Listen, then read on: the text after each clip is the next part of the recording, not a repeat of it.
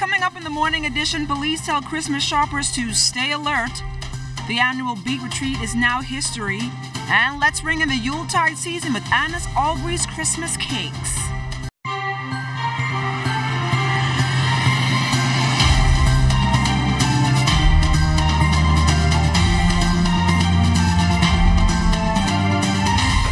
There are 8 days left to go before we head to Bay for the greatest cultural show on earth. Good morning to all of you. I'm LaDawn Davis, and this is The Morning Edition. Thank you so much for waking up with us. And joining us live here on The Morning Edition to tell us more about what we can expect weather-wise for the holidays is Chief Meteorologist Basil Dean. Good morning, Basil. Good morning, LaDawn. Our tower cam is picking up mostly cloudy skies over the eastern portion of New Providence, and we expect some of that cloud deck to waste away by afternoon. And as we go to our satellite picture, it is basically confirming what we've just seen, cloudiness stretching all the way back to the Berry Island, but that will continue to push towards the south and east, and hence we will see the clearing a little in the afternoon hours. Outside of our studios, cloudy skies, 72 degrees is the current temperature.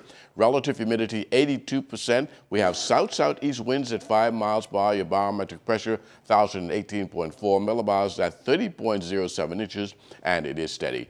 Temperatures around the islands this morning, a cool 66 up in Grand Torquay, that's in Abaco. Freeport also 66 degrees, in Marsh Harbor, Abaco 68 degrees. The Berry Islands a little warmer at 72, 72 also in Allenstown, Bimini. Harbor Island 74, 74 in Roxanne, Lutra. Otterstown, Cat Island 75, 74 in Staniel Key. Kemps Bay, St. Andrews 74, Fresh Creek and Central Andrews at 73 degrees. In San Salvador and Rum Key, 75 degrees, 75 also in Clarence Town, Long Island. Crooked Island, Betsy Bay at 76, Ackland 76, Ragged Island 75 degrees, Machitan, Nago also 75 degrees, and the warm spot this morning, the Turks and Caicos Islands at 79 degrees. Your boating forecast for today in the northwest and central islands, northwest to north winds 10 to 15 knots, wave heights 2 to 4 feet, low tide 9:08 this morning, high tide at 3:03 in the afternoon. For the southeast Bahamas, southwest to west winds 10 to 15 knots, and the wave heights 2 to 4 feet. That's going to do it for your first look at weather, the morning edition. Stay tuned. Your forecast for today and tonight is still ahead. Thanks a lot, Basil. Meanwhile, traffic reporter Sieska Adderley is standing by with officials from the Ministry of Works to tell us how upgrades are coming along. Good morning, Sieska. Good morning. This morning's traffic report, we're coming to you live from East Bay Street, where the commute might not be so smooth, but there's a good reason for that. Here to tell us that reason is Assistant Engineer in the Ministry of Public Works, Bahia Hepburn. Good morning, Bahia. How are you? Good morning. I'm doing well. As you can see, we're out here on East Bay Street. We are currently conducting paving works between Mackey Street and Fowler Street in order to improve the pavement condition. This is part of our road paving program, which is a sustained endeavor to ensure that we improve the conditions of our road. East Bay Street was identified, portions of it was identified for upgrading to ensure the proper ride quality for the motorists within the Bahamas. And so we started works on Monday, December 10th, and we are expected to finish by Wednesday, by this Wednesday. Single lane traffic management will be in effect between 9:30 a.m. and 2 o'clock p.m. So we ask you to be very mindful of that. And so if you can avoid the area, please avoid the area. But if not, we ask for your patience, and we thank you very much for again your patience in this. Towards this holiday season. We will close this up before Christmas time. Please be assured of that. And we ask that you please obey all signs. And as always, the Ministry of Public Works, we are committed to safety. So if you see have any road complaints, please call in to 302-9700 or 376-0936. That's the WhatsApp number. Please WhatsApp all of your details. Thank you very much. Okay, now Bahia, wow, how important was it for you all to do this area before the holidays? It was extremely important because we have a schedule with the main arterial roads, and so this area is very well trafficked, and in addition to that, it's one of the quality among the other parts of the roads within the island. The quality was very poor, so we wanted to ensure that before the holiday we would have this very rideable, especially for residents who are heading out to the east. All right, thank you so much. That was Assistant Engineer in the Ministry of Public Works, Bahia Hepburn, updating us on why this area may not be so smooth, but in a couple of days it will be smooth sailing, traveling in this area. Back to you in the studio, LaDawn. Thanks a lot, Sieska. Chief Superintendent of Police Solomon Cash is reminding busy holiday shoppers to stay alert as they make those purchases. With a little over a week until Christmas Day and a time of year where criminals target the unsuspecting, Chief Superintendent of Police Solomon Cash is urging consumers to stay vigilant. We all know this is the Christmas season. Again, we would like to say to members of the public that as they move about during the season that they must be cognizant of their surrounding, particularly if they're doing their shopping. We would ask them to look out for persons who are behaving in a manner that is suspicious, and if they see such behavior, to contact the local police in the area or any police officers that may be in the shopping plazas as they move about. The Royal Bahamas Police Force Band held its annual Christmas Beat Retreat on Sunday, attracting hundreds of Bahamians in grand style. Rawson Square came alive to the sounds of Christmas music as the world-famous police pop band entertained the crowds, fusing old and new melodies. The youth choir also performed at that event. The event was held under the patronage of the Commissioner of Police, Anthony Ferguson, and it was themed Christmas Through the Eyes of a Child. Junkanoo, snow, Santa Claus, and bouncing castles filled the Ministry of Youth on Saturday at its Christmas Cultural Village. Director of Culture Rowena Sutherland said this day was dedicated to the youth of this country. Well, this is National Cultural Heritage Month, and we have had so many events, and this is really, I would say, our crowning glory as we get closer and closer to Junkanoo. And this is the Cultural Village, which is really a kiddie Christmas land. I'm enjoying today because my mother's a director of culture and she made this with love, and she wants everybody to enjoy what we have in our culture. Zenobia Pierre said this cultural village is a way to showcase how our culture is growing each day. Listen, culture is who we are. There are persons out here that I reached out to and I said, come and show me your uniqueness. What is it that you're creating that we've never seen before? We have corn diggity dogs. He's using conch instead of a traditional hot dog to make a corn dog. You know, and I think that's fabulous. We have persons here that are doing Christmas wreaths. We have persons here that are doing crafts, and they're giving their time to people and saying, come, I'm going to teach you, I'm going to show you how to do this, and using just basic shells and all that stuff. So culture is who we are, and it's what we are all about.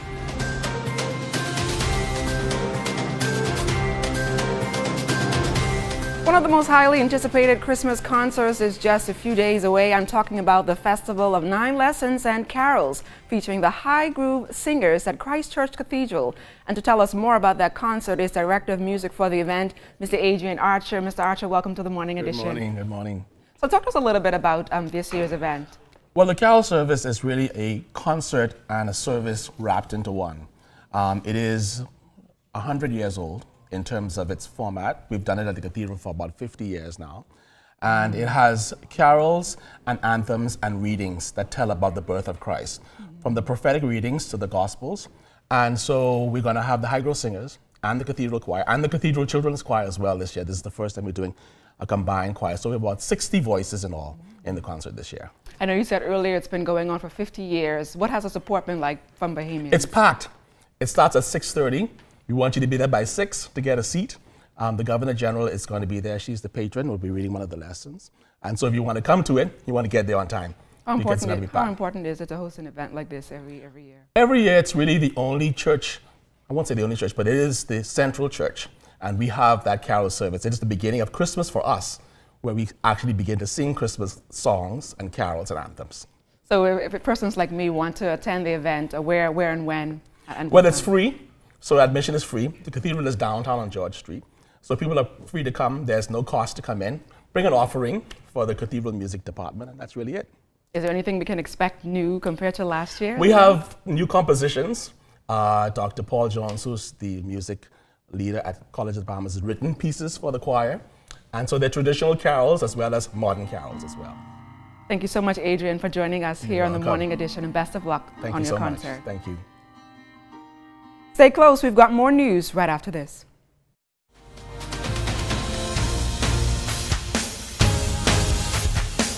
Welcome to sports, everybody. The Giorgio Baldacci Open National is scheduled to get underway this morning at the National Tennis Center. Spots on the line for various international competitions in 2019. The competition is going to be fast. We have 18 participants on the men's side and we have 12 participants on the female side. So we're expecting a good showing. Competition is going to be tight for those coveted spots for our senior teams next year. From the NBA, Buddy Hield and the Sacramento Kings with 2 games over the weekend. It all started on Friday night at home with a matchup against the defending champion Golden State Warriors. This one was a shootout with the Kings falling 130-125. Buddy finishing up with a side-high 27 points. He also had 4 rebounds and 2 assists in 33 minutes. I think you all on for a young team, especially when you're up with like 10 the last 5 minutes ago, 4 minutes ago, and all you saw was Durant's greatness. You know, just melting us away, and you know, they're good, one of our world champions, man. But we didn't make no shots. No, we didn't make any stops when we wanted to, when we needed to, and it's a great team, great game, though. After a day off, Buddy and the Kings back on the floor last night against the Dallas Mavericks. The Bahamians loving the matchup against the Mavs this year. DeAndre Ayton and the Suns have already beaten them twice, and last night, Buddy and the Kings also found the winning formula, coming out on top 120-113. Buddy tied for a game-high 28 points to go along with 4 boards and 2 dimes in 39 minutes. The Kings play the back end of a back-to-back tonight in Minnesota against the Timberwolves. And talking about the T-Wolves, that was the matchup for DeAndre and the Suns on Saturday night. The Suns finally putting a win streak together. They've now won 2 in a row after taking down Minnesota 107-99. DeAndre tallying yet another double-double, 18 points and 12 rebounds. The Suns also on court again tonight, looking for 3 straight. They travel to the Big Apple for a showdown with the Knicks at Madison Square Garden. Disappointment for pro boxer Toriano Reno Johnson over the weekend. He wanted to put on a show at MSG, but that never materialized after his opponent, David Lemieux, was hospitalized because of dehydration, forcing that 12-round middleweight bout to be canceled. It's a great disappointment, you know. I'm not going to try to, you know, soften up myself, but truth be told, you know, I'm more than prepared to fight David Lemieux. I was expecting the best David Lemieux out there, you know. I'm sticking to the fact that, you know, David Lemieux did mention to the public at large, you know, even in all of the interviews, I only took 1 week off from fighting Spike O'Sullivan. My weight is fine, my training's going well. Man, come on, man, don't be lying to the folks like that. That right there, that disgusts me greatly right now because I'm prepared for the best David Lemieux ever to step foot in the ring because I know you couldn't take me as a joke because I'm not just a stepping stone, man. You want to fight Canelo. Dude, Canelo is, you know, he is the superstar in boxing today. You can't take on Canelo and can't get past Toriano. You understand? Right now, what they're going to do with that? What they're going to do with that? I deserve that opportunity. I came here to prove that I'm the mandatory to fight, you know, the biggest star in boxing, and that's Canelo. Will I be able to prove that now, since I can't fight Lemieux? That's a question up for the fans out there. And that does it for Sports in the Morning Edition. Stay tuned, a final check on weather is still to come.